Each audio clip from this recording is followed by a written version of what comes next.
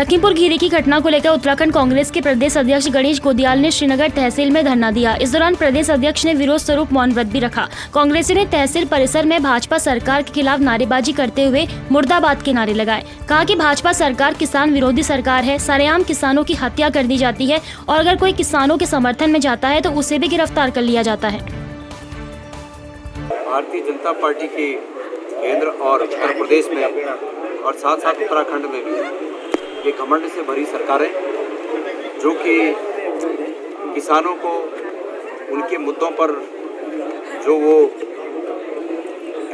केंद्र सरकार के एक्ट का विरोध कर रहे हैं और शांतिपूर्ण तरीके से लोकतांत्रिक अधिकारों के तहत धरना प्रदर्शन कर रहे थे, ऐसे किसानों को भारतीय जनता पार्टी के घमंडी नेताओं के द्वारा गाड़ियों से कुचला जाना मैं समझता हूं कि आज़ाद भारत के इतिहास में एक कालिक के समान है। टिहरी के कंडारसियो गांव में उत्तराखंड का प्रमुख लोक नृत्य पांडव नृत्य का आयोजन हुआ। कंडारसियो गांव में प्रतिवर्ष होने वाला पांडव नृत्य कार्यक्रम का आयोजन बड़ी धूमधाम से किया जाता है। यहां पर प्रवासी ग्रामीण भी इस कार्यक्रम को बनाने के लिए अधिक संख्या में देश विदेशों से अपने गाँव आते हैं और इस तरह के आयोजनों में बढ़ चढ़कर भाग लेते हैं। टिहरी जिला पंचायत अध्यक्ष सोना सजवान और घनशाली विधायक शक्तिलाल शाह ने भी कार्यक्रम में शिरकत की।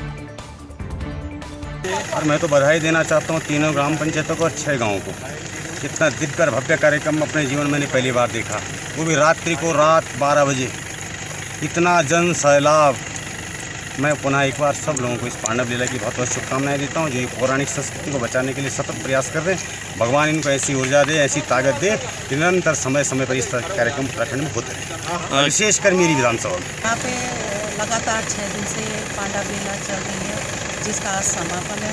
मैं यहाँ के युवाओं को और मातृशक्ति को बहुत बहुत बधाई भी और धन्यवाद देना चाहती हूँ, जिन्होंने हमारे पूर्वजों की जो पांडव लीला है और जो हमारे पूर्वजों के जो संस्कार हैं उनको जीवित रखने का काम किया है।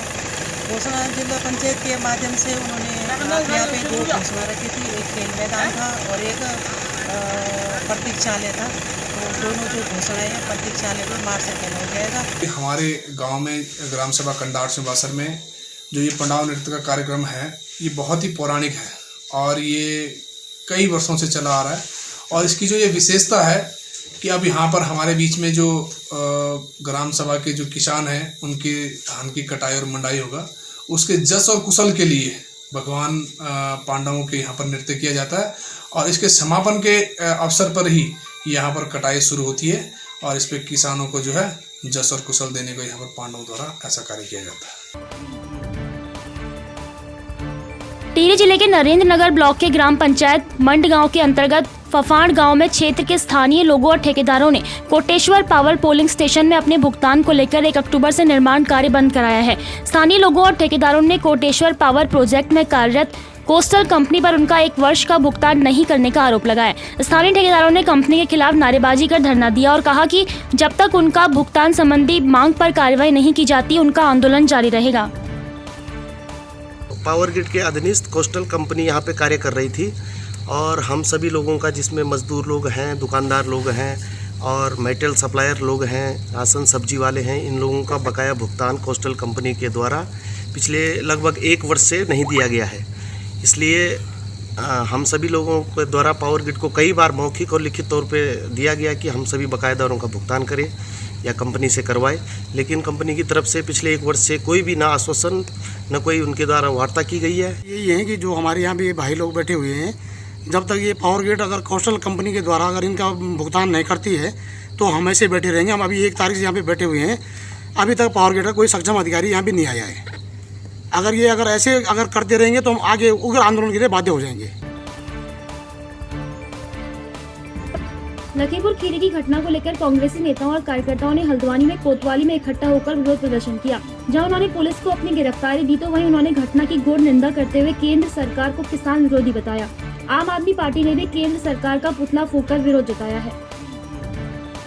कल एक हृदय विदारक घटना लखीमपुर खीरी में हुई है, जिसमें हमारे कुछ किसान भाइयों के ऊपर ये निरंकुश भारतीय जनता पार्टी के मंत्री और उसके पुत्रों ने गाड़ी चला दी है। सबसे पहले उनको श्रद्धांजलि। इस तरह का जो तानाशाही रवैया है ये ऐसा लगता है कि तालिबान पूरा का पूरा भाजपा सरकार के शासन में आ चुका है। इसे हम बिल्कुल बर्दाश्त नहीं करेंगे। और जो ये किसानों के साथ एक अगर आप देखेंगे कि एक अहिंसात्मक तरीके से जितना बड़ा एक आंदोलन चल रहा है जो पूरी दुनिया में नहीं हुआ है, उस पे ये अपनी निरंकुशता हावी करने के लिए जिस तरह से उसको कुचलने की कोशिश करी है, तो इसकी हम घोर भर्त्सना करते हैं।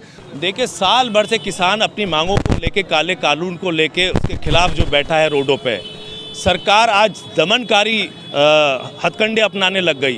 तानाशाही का आलम इस देश में हो गया। जो अपनी मांग के लिए किसान, जो अन्नदाता इस देश का, वो इस तरह से त्रस्त है और इसका उन्होंने कत्ल करके, उन्होंने कत्लेआम का जो भारतीय जनता पार्टी की सरकार के इशारों पे काम हुआ, इस भाजपा सरकार के खिलाफ, ये तानाशाही सरकार के खिलाफ जिस तरह का सा आज इन्होंने कृत्य किया है, और ऊपर से जो हमारी प्रियंका गांधी, क्योंकि इस संविधान में हमें बात रखने का अधिकार है, उसको भी अपना कुचलने का काम कर रहे हैं।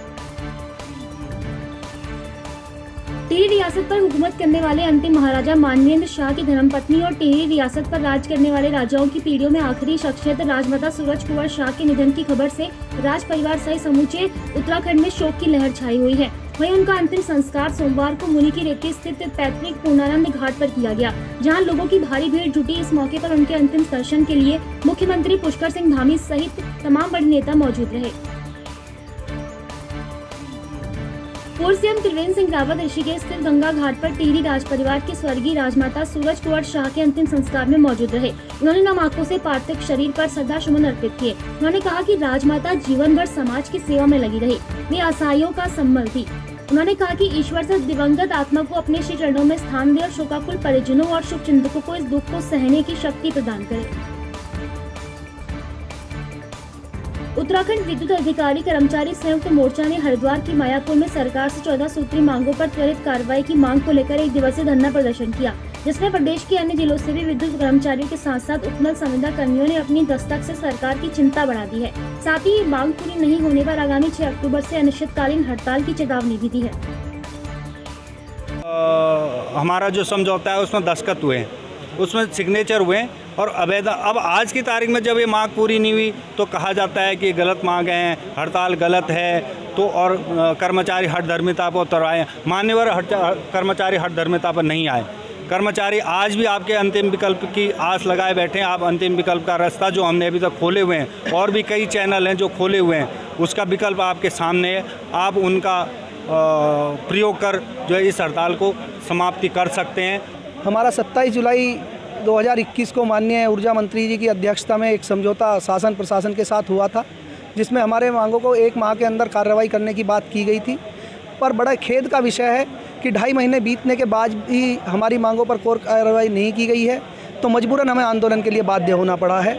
और अभी भी आंदोलन का अंतिम चरण चल रहा है, जो धरना प्रदर्शन से आगे बढ़कर अब हड़ताल पर हम जाने वाले हैं 6 अक्टूबर से। उसके बाद भी सरकार नहीं चेत रही है और कोई इसमें सकारात्मक पहल नहीं की जा रही है सरकार द्वारा। हरिद्वार के गोकुल कांगड़ी विश्वविद्यालय में 2 दिवसीय वन्य जीव प्राणी सप्ताह का आयोजन किया गया, जिसमें पद्मश्री MC मेहता सहित संस्थान के कुलपति रूप किशोर शास्त्री कार्यक्रम में मौजूद रहे। पद्मश्री MC मेहता ने बताया कि सरकार चाहे लाख दावे कर ले, लेकिन मां गंगा के अस्तित्व को लगातार दूषित किया जा रहा है। हरिद्वार में गंगा में कुछ बचाव है, लेकिन यहाँ से निकलने के बाद उत्तर प्रदेश के कानपुर प्रयागराज में गंगा का सबसे ज्यादा बुरा हाल है। अरबों खरबों गंगा पर खर्च किए गए हैं, लेकिन नतीजा कुछ नहीं निकला। सरकारें आती हैं जस जाती हैं, वो जो मर्जी कहते रहें, लेकिन हम असल में गंगा जी के साथ क्या करें वो हमारी आत्मा, हमें खुद देखना है।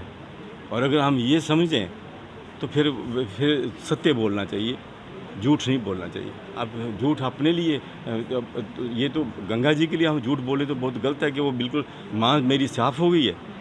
माँ के ऊपर जो वो हर तरह का किया जा रहा है, हर तरह से हमला जो किया जाता है। हमारा प्रयास है कि प्रकृति की ओर हमारे छात्र देखें, वो जाने कि कितने प्रकार के पौधे उनके घर के बाहर हैं, वो जाने कि कितने प्रकार के वृक्ष हैं, ये वृक्ष का नाम क्या है, ये पौधे का नाम क्या है, ये कौन सा एनिमल है और इसकी क्या इकोलॉजिकल इम्पोर्टेंस है।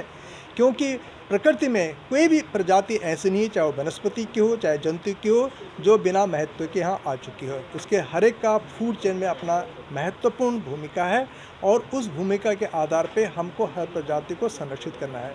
आज जिस तरह का वातावरण हो चुका है अधिक प्रकृति के शोषण के कारण से, आज चिंता हमारी बहुत हो गई है।